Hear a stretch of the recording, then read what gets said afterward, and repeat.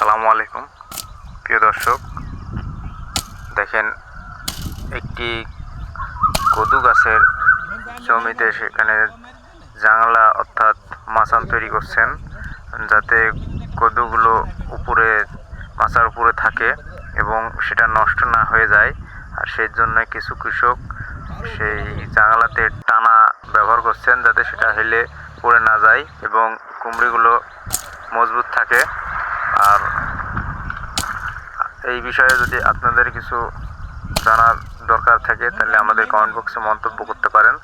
আমরা আপনাদেরকে সেই বিষয়ে সমাধান দেওয়ার চেষ্টা করব।